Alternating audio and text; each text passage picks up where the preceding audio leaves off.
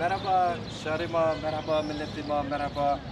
Ya Şaraberiye, Bajar, Şahristan, Diyarbakır. Bakara zaf selam ve hürmet deniyor bazen. Ama bizim ya selam teyze Diyarbakır büyük şehir belediyesi. Şaraberiye, Bajar, Mezir. Yazısını alıyoruz arkadaşlar. Evet.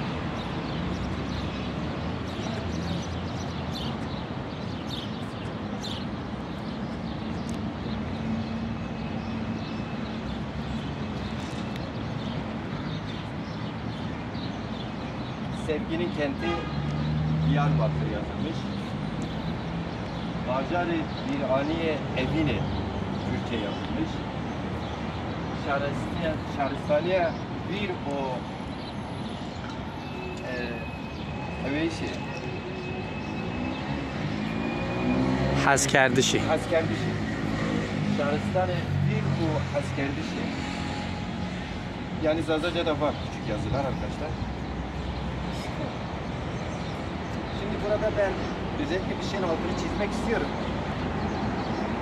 Biz bu videoları geçen gün yine bir basın açıklaması önünde yapmıştık. Bu kent lokantası önünde açmıştık. Orada sadece Türkçe ve Kürtçe yazılıydı.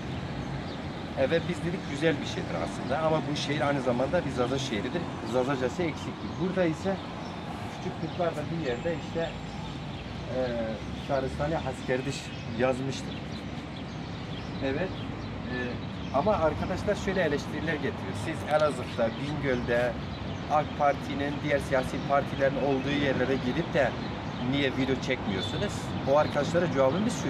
Biz devlette bütün hak ve hukukumuzu talep ediyoruz zaten. Bunun faaliyeti içerisindeyiz. Ama bizim özellikle Zaza kentlerinde iktidar olmuş HDP ve DEM Partisi belediyelerin önünde basın açıklaması yapma zorunluluğumuz nedeni şudur. Bu hareket, Kürt siyasi hareketi ya da onların bileşenleri Zazaları Kürt görür. Zaza milletini Kürt kabul eder. Ama Zazaların en yoğun yaşadığı diyelim ki Diyarbakır gibi bir şehirde Zazaca küçük kurtlarda aşağıda sadece gösterilmiştir. Hiç anlaşılmayacak. Ben biraz zor okudum yani.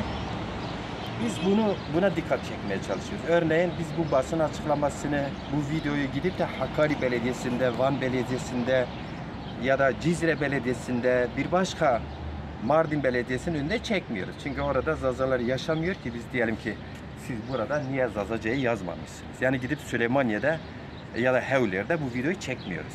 Anlatabiliyor muyum? Dolayısıyla buradaki eleştiriler maksatlıdır, yerine değildir. Biz biraz devam edelim. Bir de belediyenin girişinde de Zazaca yazılmıştır. Oraya da gidelim. Biraz bu tarafa gidelim. Belediyenin giriş kapısına gidelim arkadaşlar. Orada da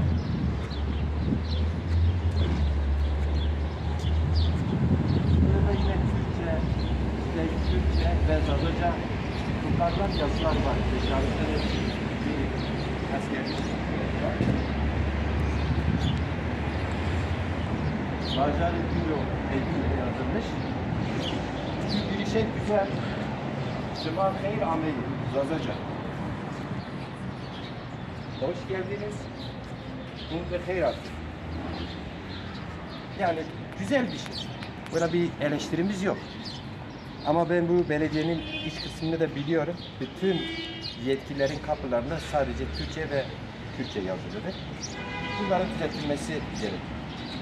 Artı olarak bugün 23 Nisan Çocuk Bayramı'dır. Bu vesileyle bütün çocuklarımızın 23 Nisan bayramını kutluyorum. Umut ediyoruz ki bugün bütün çocuklarımız için bir bayram günü olsun. Örneğin bir Zaza kızı, bir Zaza çocuğu, öğrenci mecliste, meclis başkanının kürsüsüne oturduğu zaman bu Zaza çocuğudur. Elazığ'dan gelmiş, Diyarbakır'dan gelmiş ya da Dersim'den gelmiş. Ya da işte bir Kürt çocuğu Hakkari'den gelmiş. Bugün kürsü onundur. İnşallah o günlere de kavuşuruz. Herkese saygılar, sevgiler.